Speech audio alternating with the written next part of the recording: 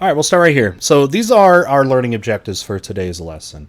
We got a couple of them here. So our first objective is, again, these are things that we want to be able to be closer, at least closer to doing by the end of this lesson. Now, if you are an AP student, these are the things that specifically AP thinks you need to be able to know, need to be able to do for, of course, the big exam. Okay. All right. So first one, explain how the various belief systems and practices of South and Southeast Asia affected society over time. We'll be talking a little about that, especially with Buddhism, Hinduism, kind of the major religions that have had a big influence in this region, okay, as well as Islam. All right, and then explain how and why various states of South and Southeast Asia developed and maintained power over time. So we will go over a few of the different states within, again, the period roughly between 1200 and 1450. All right. Excuse me. All right, we're going to go ahead and start with political structures. And where we're going to start with is southern India. One thing you know, if you know about Indian history, is southern India and northern India are quite different places when it comes to their history and control. Basically, almost virtually nobody in the early and kind of middle eras were able to fully control all of South Asia, or India as we know it today.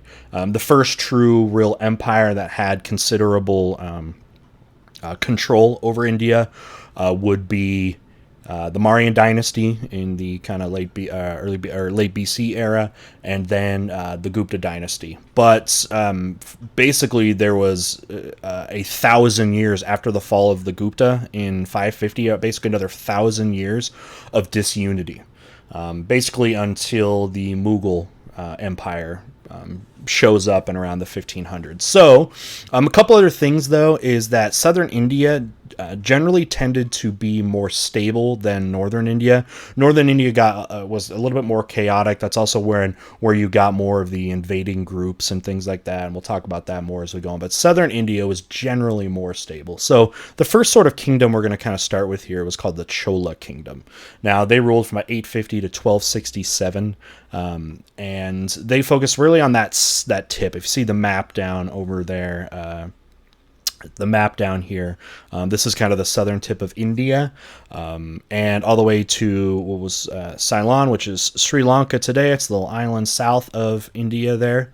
Now, they were a maritime power. One thing we know that was really important about this geography was this is the gateway. This kind of southern kind of tip of India is kind of the gateway of ocean trade, going from west of India to places like China, Japan, and Southeast Asia. So they were a maritime power. They kind of dominated the sea routes down there. However, they were not highly centralized, meaning one big central government. You really didn't have that. What you had were other little kind of states and things like that, as you can kind of see on the map here, of kind of generally what we're talking about. So these kind of little smaller kingdoms within a kingdom. Okay.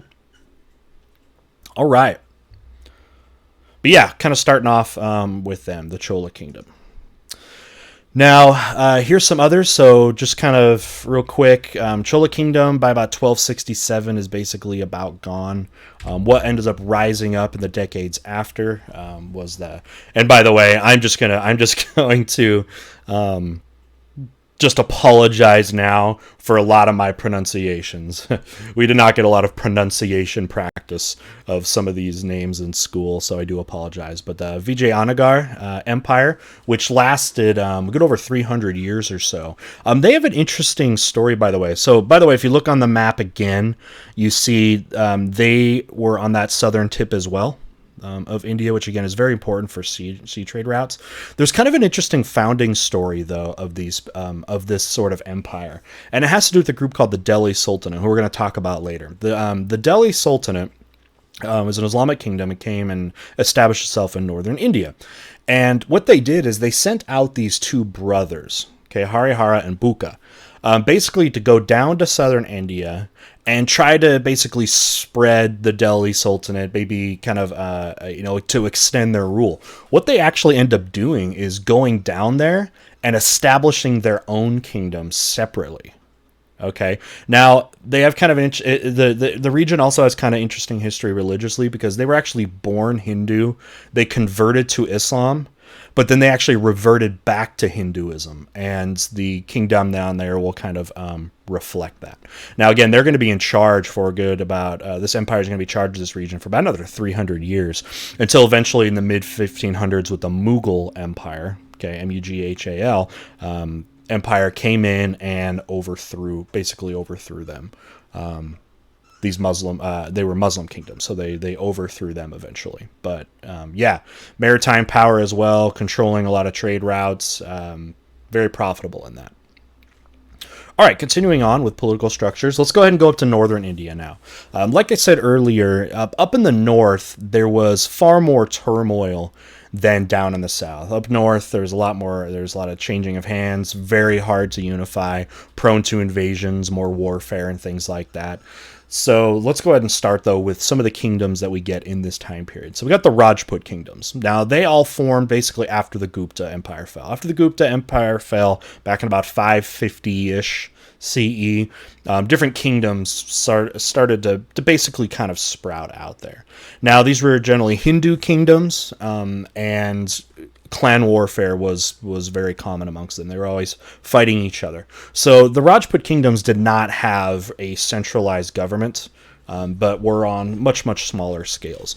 Now they were also very vulnerable to Muslim attacks. So especially coming out of kind of Central Asia and like the modern Afghanistan region, that was happening all the time. The first Islamic army started showing up actually into northern India, and what would say be Pakistan around the 8th century. So they start coming in, and they were basically though able to defend themselves. Okay. However, fast forward to about the 11th century, and you start seeing these Islamic forces start to actually have success and start plundering northern India. And now, specifically, one of the biggest targets of wealth in northern India was in the religious shrines and temples. Right. And now, northern India is also extremely good for natural resources and riches. It's, kind of been like when, for example, when the British come and conquer centuries later, it was like the crown jewel of the British Empire. India has always been something highly sought after for its just immense wealth and resources. Okay, but now you also have these religious buildings that have invested a lot of money and riches, and they're used to store things, and both Hindu and Buddhist shrines were plundered by Islamic tribes, and a lot of them destroyed in a way, and also replaced with Islamic mosques. Mosques are kind of think of like an Islamic church or temple type structure. So yeah, you started to see the kind of chipping away, if you will, at northern India by Islamic forces around the 11th century. All right, moving on. Okay, so by the early 13th century, what you start seeing is, you had this plundering for a couple centuries, but you start seeing the Islamic forces really start to have real conquest of regions and major cities and actually establish themselves there. So the big one to talk about first off here is the Delhi Sultanate. Okay, they conquered the Indian city of Delhi and kind of based their sultanate, which is basically an Islamic kingdom, if you will, up here in the north. So this is a little bit different thing because you have this group that is coming in that is of a different religion, okay? And they're coming in and they are ruling over a people that are most dominantly of another religion, right? So one of the big questions that these Islamic groups have had that are in control of India is, what do you do as far as state religion goes? Are you going to try to impose your religion? Are you going to allow religious tolerance? And the answer to that question is it depends on the kingdom. Okay, so as far as the Delhi Sultanate goes, they did actively try to convert people to Islam. A lot of in this time period, Islam was very much a lot of people were proselytizing or trying to get converts. Now, a lot of people resented, of course. They saw this as an invading cultural force that they thought was trying to destroy their local culture and traditions. So a lot of people resented. So again, a lot of people did convert to Islam, but a lot of people resented.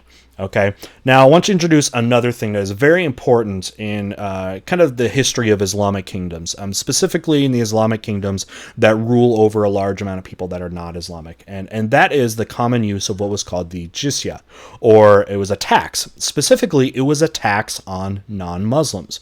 It was a way for them to, I guess, raise revenue, especially in a place that a lot of people were part of that religion. And also, it encouraged converts, right? If you are a poor person or some kind of trader or something like that, you might find yourself more willing to convert to Islam simply to avoid the tax. So as you can understand, though, a lot of people resented those taxes. But nevertheless, it was influential. And by the way, the jizya is not something that is going to be unique to India for Islamic kingdoms. It's going to happen in other places as well. And we'll talk about that more in future topics. Now, the Delhi Sultanate, though, although they had some decent control, and by the way, up in the map on the right, you can see basically the extent of their control up here on the Ganges River. Up in the kind of the northern plain there. But they did struggle to impose a lot of policies in such a large and diverse place. India was probably the most diverse place on the planet. And that's why India has been so hard to unify as well. It's powerful and extremely diverse. Another big problem with the Delhi Sultanate was a complete lack of political continuity. Okay, so for example, look at my bullet down here. Of the 35 sultans of the Delhi Sultanate, 19 out of 35 were assassinated. Right, 19 out of 35. So you've got basically over half of sultans were assassinated, and usually find in empires or or kingdoms, whatever political groups where this happens, you don't have stability. It was, as an example, the Roman Empire found itself in a situation where they had something like, 26 emperors in 50 years, which brought an end to the Pax Romana, the most stable and successful era of the Roman Empire. Now, one of their big obstacles they had to to deal with was when the Mongols showed up. However, the Mongols did not have success have the success in India and Southeast Asia that they had others. So they were actually able to defend themselves, which is a very uncommon thing. Because, as you know, the Mongols were very, very successful in conquest. However, when the Mughal Empire shows up in the 1500s, they come also from Central Asia. They are the ones that basically kind of topple the Delhi Sultanate. And we'll be talking about them, but they are not in this period as they are after basically 1450. So, all right. Okay, let's go back to South India, and let's change our tune away from politics and government structure, and let's talk about religion real quick. So what we have here is, before the arrival of Islam, most people in South Asia practiced Hinduism, and then there were groups that also practiced Buddhism. Now remember, Hinduism and Buddhism both originated in India.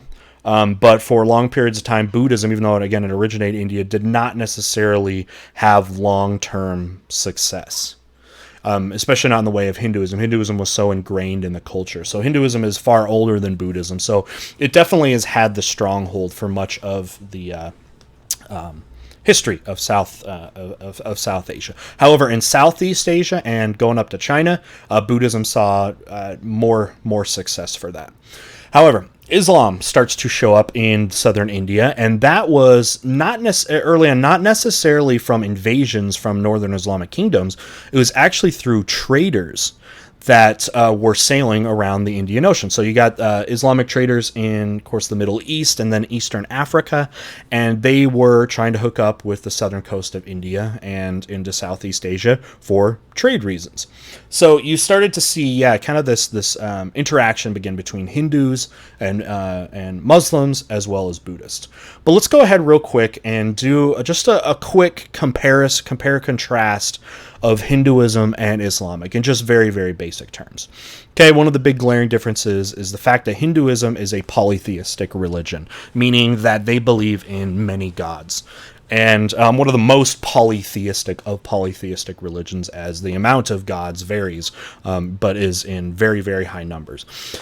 Islam, however, is proudly monotheistic, meaning they only believe in one god, right? So it's kind of, some religions can kind of have some mutual compatibility, but Hinduism and Islam really struggles from the get-go because of the monotheistic versus polytheistic thing. So for Muslims to convert to Hinduism would be basically impossible in that way, because again, they're monotheistic. There are some other differences, specifically some of the creative outlets of artwork and between the two religions. Where in Hindu artwork and temples, you're going to see vast amounts of depictions of gods and carvings of gods, paintings of gods. However, in Islamic tradition, you will not generally find that, because many of the sects of Islam disapprove of any kind of visual representation of their god, as they refer to as Allah. So you'll see very different in the way that their artwork might come out. Now, there's another major social difference that comes with these two religions, and that is the contrast between the Hindu caste system and Islamic society. So the Hindu caste system is a social system here that has very, very sort of rigid definitions of different social classes. You're born into them, and you're unable to change those in your lifetime. Now, the Hindu caste system does get more diverse over time because they make subcastes, especially as things got more complex over time. But generally speaking, we're talking about the overall castes. Those were not something you could change in your life, and that was accepted. Now, contrast that with Islam, which believes in equality. There are no spiritually founded social divisions amongst believing Muslims. Okay, so yeah, that there's a big difference there. Now, if you can probably imagine here too, let's say you were a low caste Hindu, Islam might seem kind of appealing for the fact that it did not believe in kind of those divisions. So it's like almost like converting to Islam might, in a spiritual sense, you might think kind of give you more equality. Probably in a more practical sense, it may not have made that big of a difference. So there you go. All right. Anyway, and then kind of lastly is texts. So in Hinduism, there are several sacred Hindu texts. There is, Bhagavad Gita and the Vedas and all kinds of different texts. You have a whole bunch of them. Where Islam believes the Quran to basically be the Word of God and really the holy book that you go to. There are other sort of unofficial texts, the hadiths and things like that, but the Quran is the source. Okay. All right. Great. Let's go ahead and move on. Again, if you have any questions, you can use the super chat function. You can use the Streamlabs donations at any time if you have them.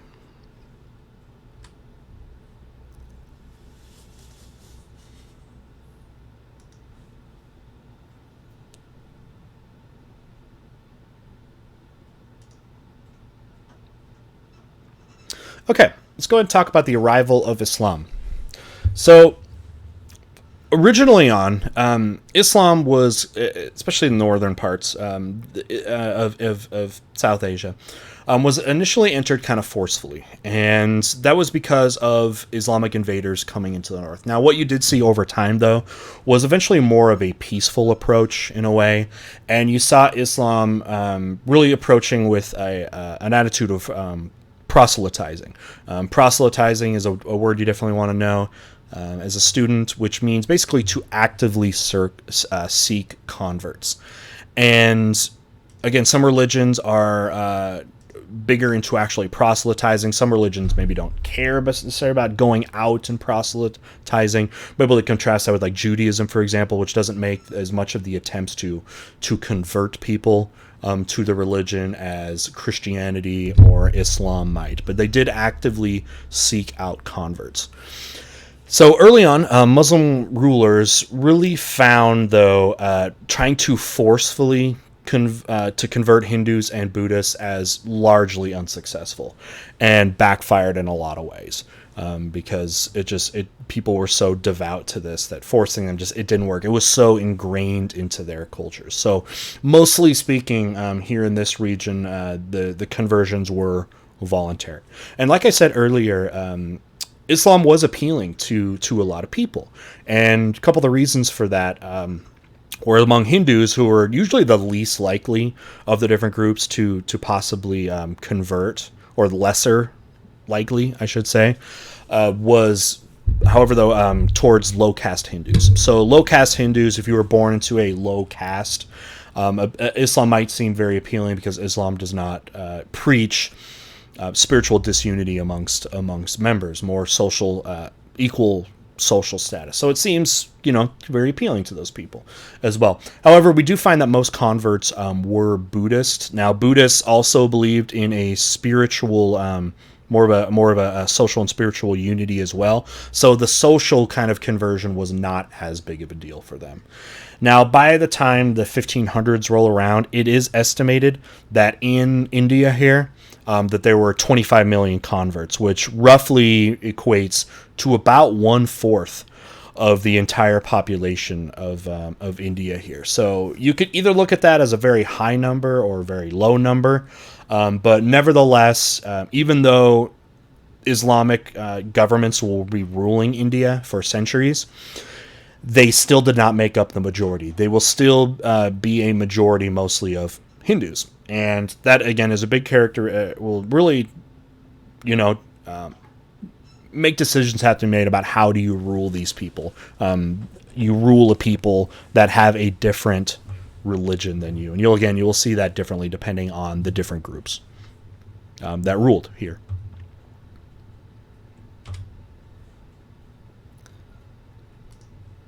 All right. Okay, let's go ahead and talk social structures real quick. So, interestingly, even with converts to Islam, generally speaking, in South Asian society, the arrival of Islam did not actually change a ton. It was still very, very structured in its social class system.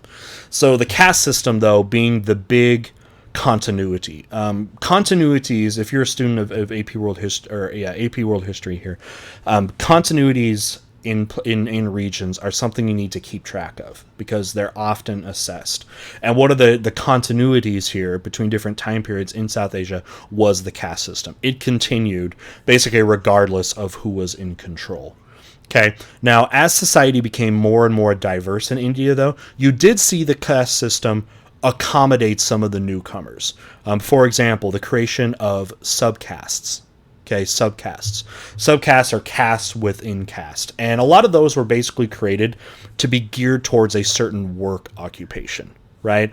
As India became more diverse, especially when trade, really international sort of trade starts to increase, you found more and more occupations. And they had to, again, kind of adapt the caste system in a way. But I mean, merchants and artisans are still going to be within the same caste, but there's going to be subcastes. Right? And caste life really determines so much of your life. It can create the situation of where you live, who do you interact with, food you eat, how you dress, who you marry, because you're basically married just within your caste. There's a lot of things that are determined, by the caste that you're sort of born into. Another thing that didn't really change much is the role of women, in women. Now, in the early teachings of Islam, it definitely tried to put women in a little bit higher of a standing. However, in this region, the caste system and just the culture here had been one of a lot of gender separation, and gender roles were very, very strong. And when Islam came in, that really did not change much, not in South Asia. Okay, so for example, whether you were a Muslim or a Hindu woman, you were basically still confined to different separate spheres of society. There were certain things you go and certain things you do and places you don't go and things that you don't do. However, though, women in Southeast Asia are going to find themselves with more independence. It wasn't nearly as rigid as it was in South Asia. So yeah, you will see a lot more independence for women with a lot more sort of economic rights, especially. All right, let's talk about cultural interactions. So when these Islamic kind of invaders and kingdoms start arising, that provided a stronger connection between the two regions, between South Asia and between the Middle East. Now, both of these regions have a lot of intellectual and cultural achievements that they can share with each other. I mean, India was kind of had already kind of gone through an academic golden age, especially with like mathematics and sciences in general. And then you got similar things happening in the Middle East. You got brilliant astronomers, also mathematicians, literary traditions that had been preserved from the Greek and Hellenistic eras. So just a few examples of kind of combining things that you got. You got Arab astronomers and mathematicians adding to Indian achievements. So you kind of get academically the best of sort of some of these worlds. Now, one of the example combinations that you're going to see was algebra and geometry being translated actually into Arabic. So we talk about today you talk about the Arabic numerals, the number system that basically most of the world uses. Those are actually known as Arabic numerals, but it's interesting because they were kind of called Arabic numerals and kind of adopted, right, by the Arabic communities. However, it originated in India. So yeah, so again, our classic numbers, like you see down here, these were known as Arabic numerals, but actually have origination in India. So this blending has been very good for the sort of educational achievement sphere of things, being able to kind of combine the accomplishments of both.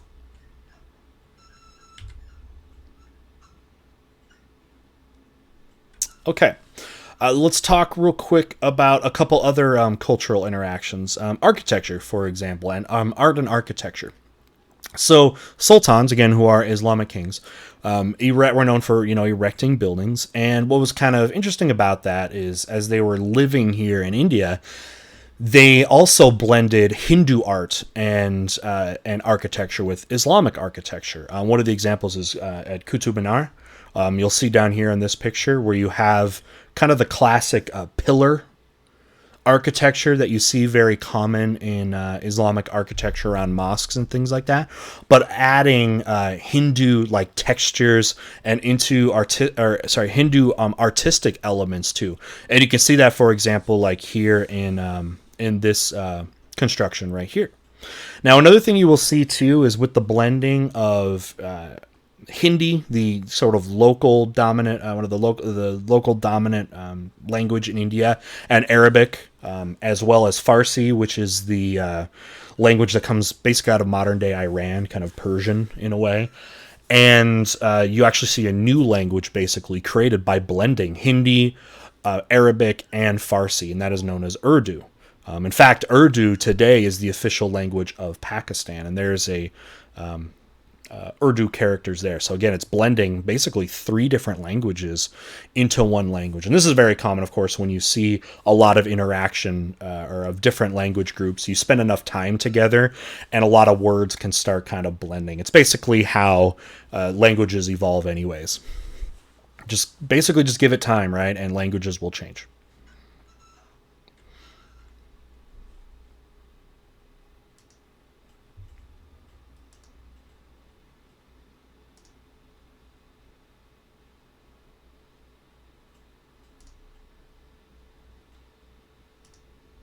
Okay.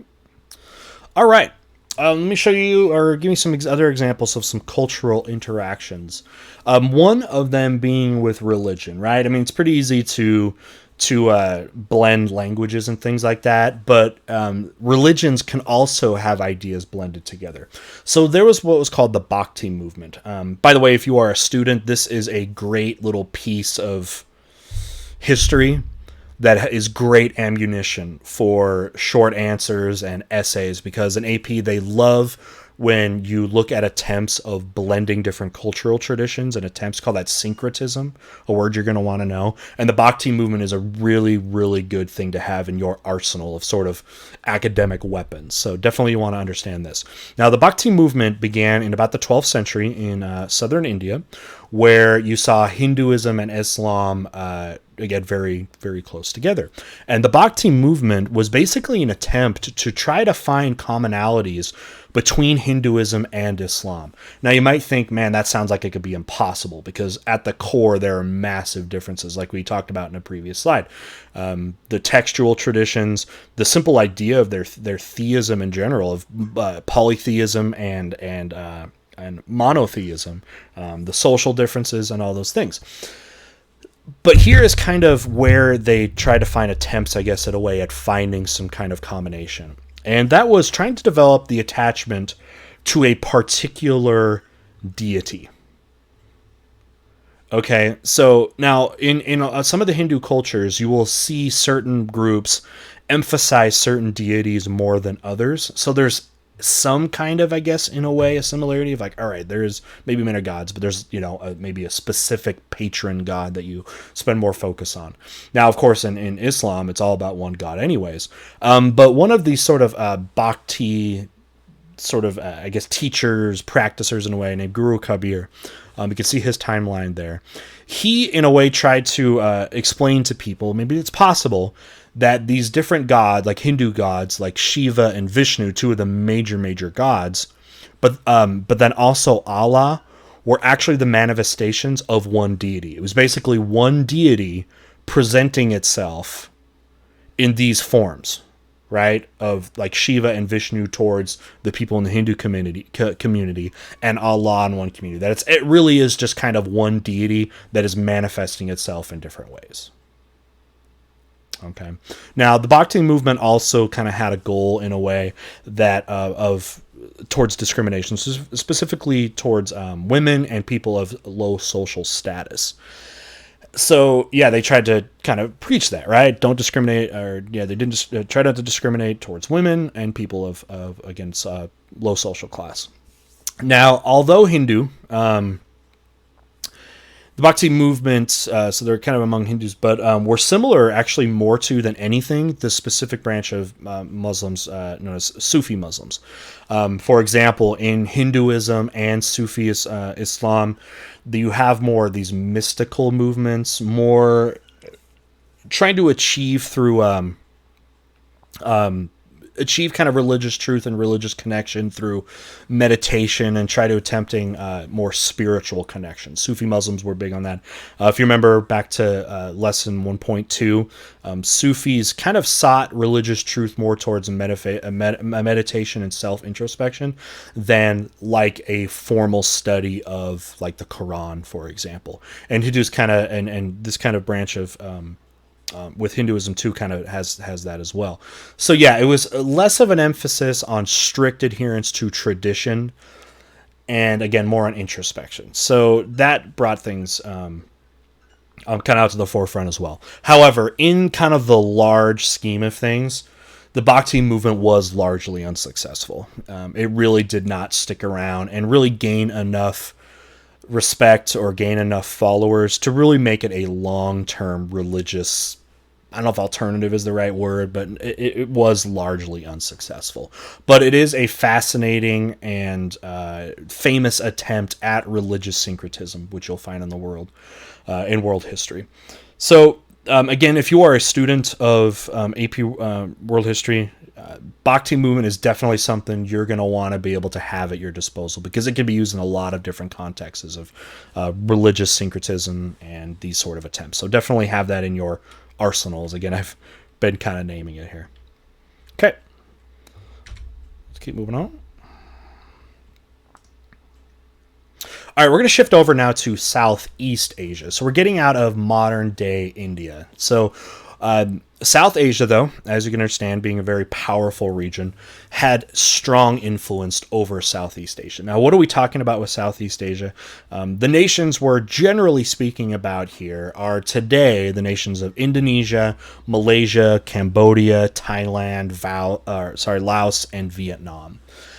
Now, as far as kind of a little bit of their background, merchants have had big influence in Southeast Asia, where merchants there traded gold, silver, metal, and textiles for spices. That's what people were allowed to bring in, because Southeast Asia were known as, and a lot of these areas were known as kind of the spice islands in the spice region, kind of the world capital in a way of that. So people for centuries have been invested in Southeast Asia specifically for their spices.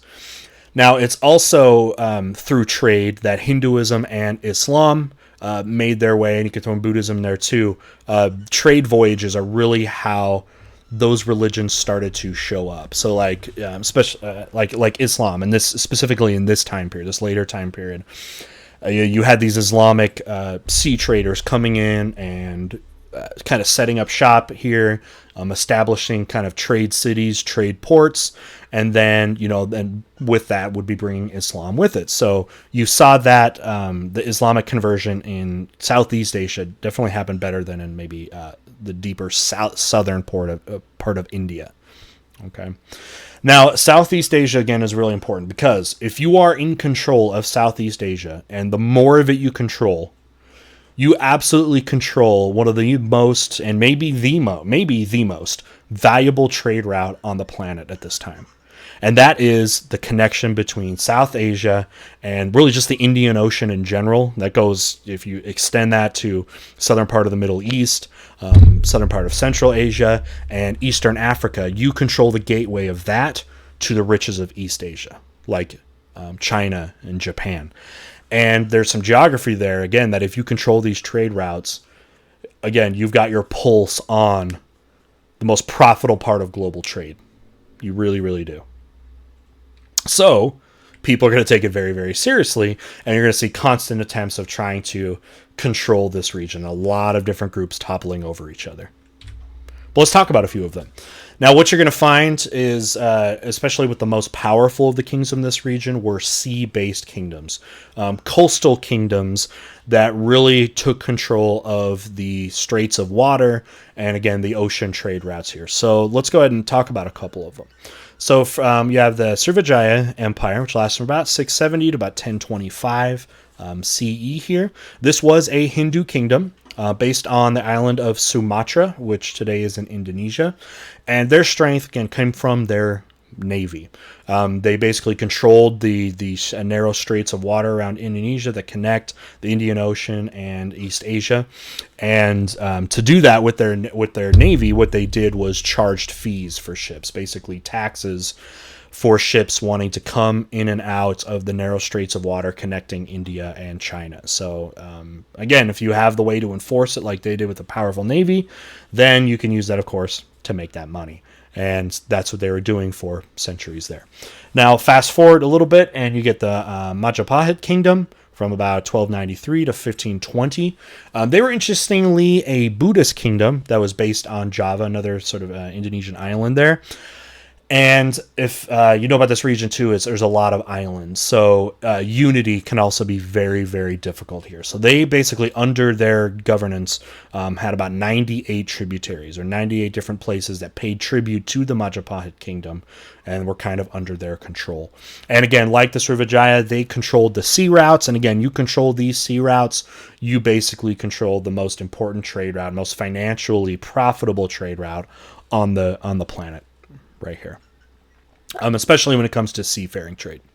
Okay, of course, you got your overland routes of the Northern Silk Road and things like that, but this is now getting an era with naval technology increasing, that you're getting more and more of those goods that might have been more overland routes, traveled through overland routes in the past, but are now making their way on the seas, which is also really helpful, because if you have like warfare amongst the many different kingdoms along the Silk Road, if that was common, then that made trade very, very dangerous. So Usually you saw these seafaring routes become more prominent and used more in those times when the overland Silk Road routes had fighting among them, because again, it made it unsafe. All right, now there were though some land-based kingdoms in Southeast Asia. So an example, the Sinhala dynasties. So this was based more on Sri Lanka, right? The island of Sri Lanka here, and they actually down there and through much of Sri Lankan history have saw a lot more success with Buddhists. It believed that these dynasties actually go all the way back to the 3rd century BCE and had its roots in Buddhist merchants that started showing up there.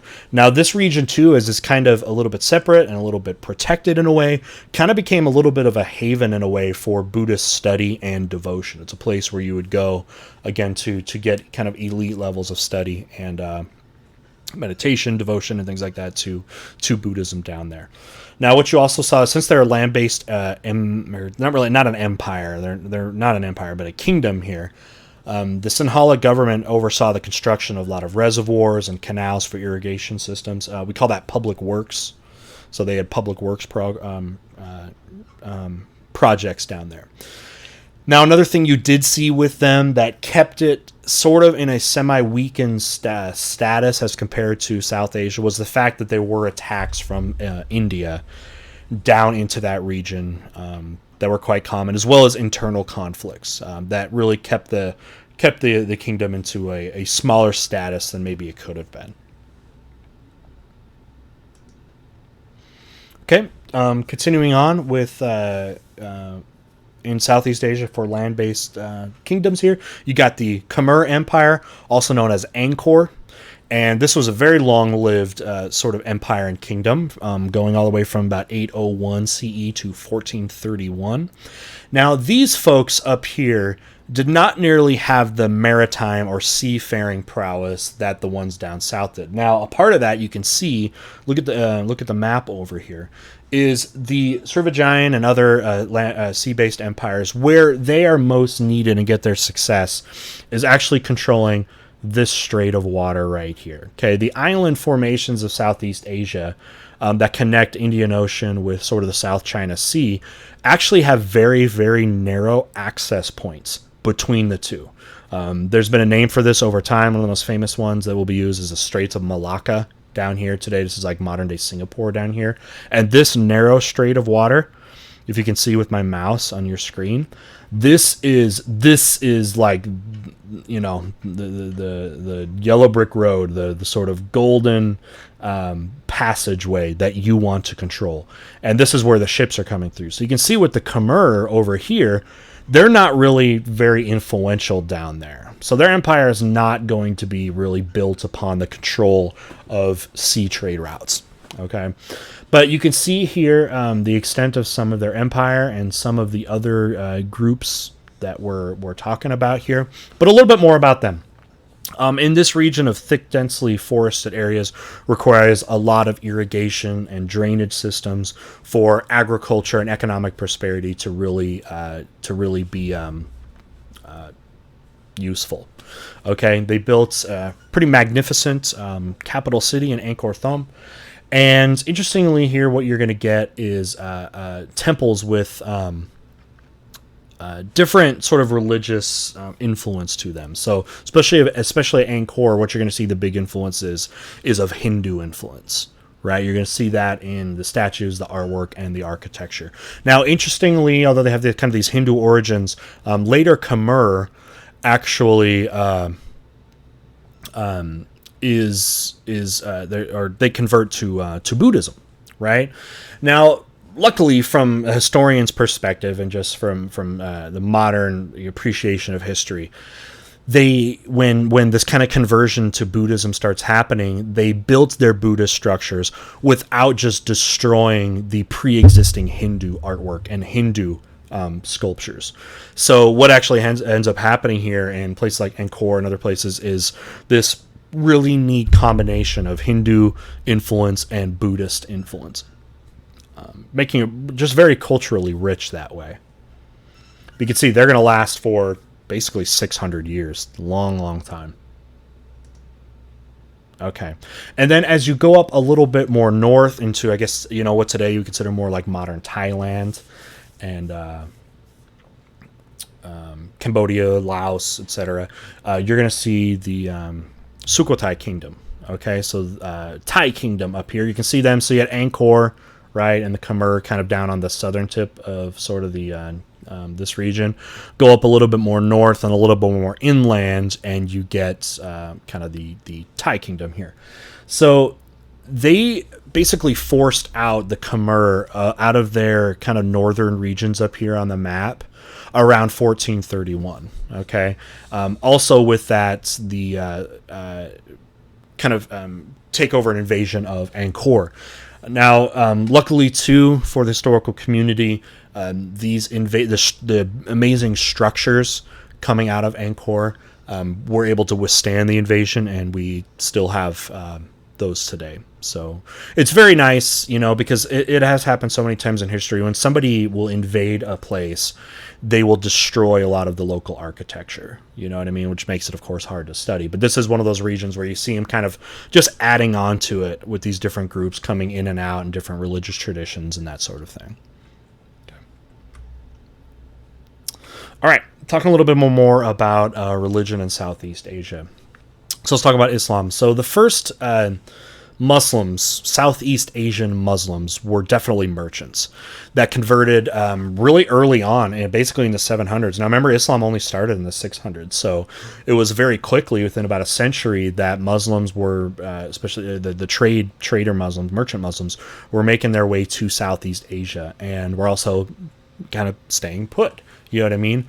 And one thing that made Islam quite appealing to Southeast Asia was basically the network that was created if you were a Muslim. If you were a Muslim, you're going to have stronger trading relationships with the powerful Islamic merchants that are going to be in East Africa and the Middle East and even parts of northern India. So it was in a way, a very smart business move, right, if you were so inclined to be able to do that. Now, what you usually saw, though, is Islam being more popular in the cities and the urban areas than out in the countryside, because, again, they was focused more on the merchant trade. That's where Muslims were coming in and out of. But over time, it spread throughout what today would be Indonesia and Malaysia and the islands of Sumatra, Java, to the big islands out in that region, and the Malay Peninsula down there. Now, the other group that found success outside of the merchant Muslims were the Sufi Muslims, who, again, if you remember going back to lesson 1.2, Sufi Muslims were the far more likely to practice missionary work, right? To do missionary work. So a lot of Sufi Muslims, they made their way down to Southeast Asia to proselytize.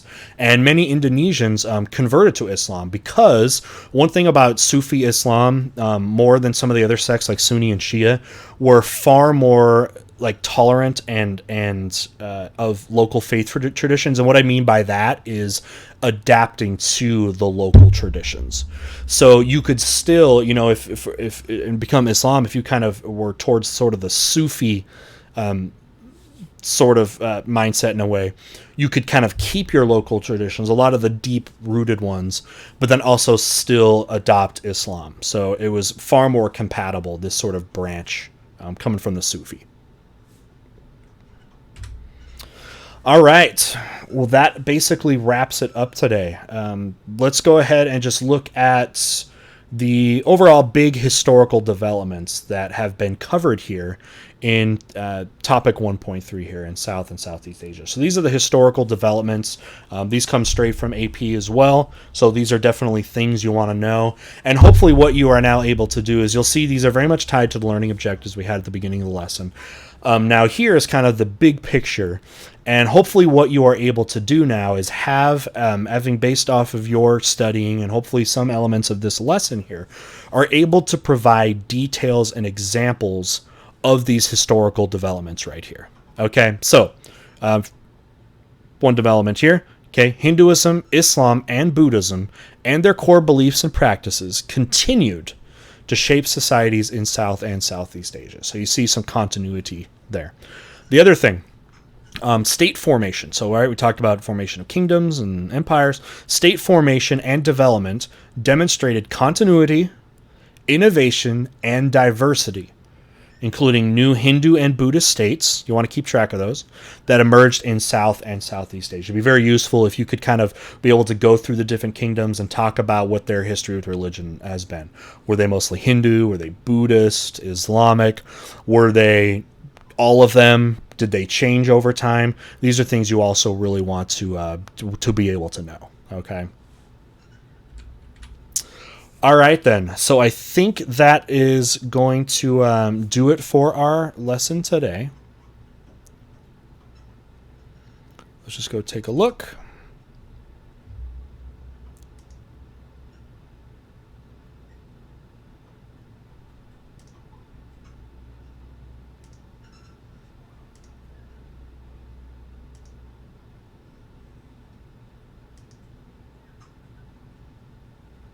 Okay. Looks like no questions right now. Final chance if you want to put a question in through the Super Chat or Streamlabs donation as we're kind of wrapping things up here. Okay, so just to kind of, again, look in bigger picture here with what we have studied thus far in Unit 1. If you have not seen some of the other lessons, this is the third lesson that has been out, Topic 1.3. Topic 1.1 was on East Asia. So if you are looking for more information on specifically China and Japan, that is Topic 1.1. There's already been a video produced of that, so be sure you look into that.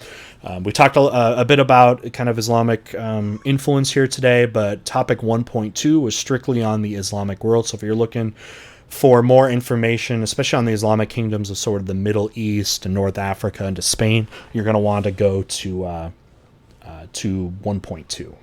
Okay. Further in this unit, further topics that we will be getting to will be the Americas. So coming up, there'll be topics on the Americas, as well as Africa, and then Europe in Unit 1 here. So those will be coming up soon here. Okay. I also encourage you, as you are studying, to always try to connect the different regions. Find similarities and differences. You should always be able to basically, on the spot, be able to answer on an essay, a test, a question, things that are similar and different among these different regions. And I'm going to try to definitely do as much as I possibly can with trying to create those connections. And with the new World History Core, they are really trying to emphasize that quite a bit more. Okay. All right, then. I think we will go ahead and cut it here. Just to put a couple other plugs out before we go, if you'd like to continue on with more historical discussion, if you have other questions and things like that, I invite you to join the Discord server that we have. There's a link in the description where you can go there. When you go in there, and what you will see kind of in the list of topics on the left, you will see different time periods and regions where you can put questions in. If you are an AP's history student, there is a channel that will be specifically for AP kind of discussion and help. So if you are, again, a student, I would encourage you to do that. Some other things just kind of plug for the channels. There's lots of ways you can support this channel. There is a Patreon account. You can pledge to that any financial level that you are comfortable with. This helps kind of this course keep going. But you can do that. Another perk of Patreon, other than just supporting this course and this channel, is you get to access the weekly poll, which goes over videos that will be covered on the History Reacts part of my channel. That is there too.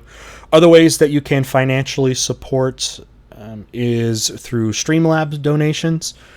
If you're familiar with something like Twitch, that's kind of the common way that you do that. You'll see a link to that as well. Also, if you're participating in the live chats or the live streams here, whether it's a live stream or a premiere, you can use the super chat function to also make financial donations to this channel, which again will help continue this going. However, my course and my content, is not charged. So donations are extremely appreciated, but they are not required. And above most, I hope you are learning more and more about history, and hopefully find that very useful in your life. So with that, it's been my pleasure to talk with you today. And I think we'll go ahead and end it here. Stay tuned for more lessons and React videos coming out. If you have not subscribed, definitely subscribe. If you want to make sure you don't miss live premieres and live streams, also might be a good idea to kind of enable the notifications with that little bell near the subscribe button. That will keep you a little bit better in the loop. Okay. All right. With that, thanks again for being here. We're going to go ahead and cut it here, and we'll see you next time. Bye.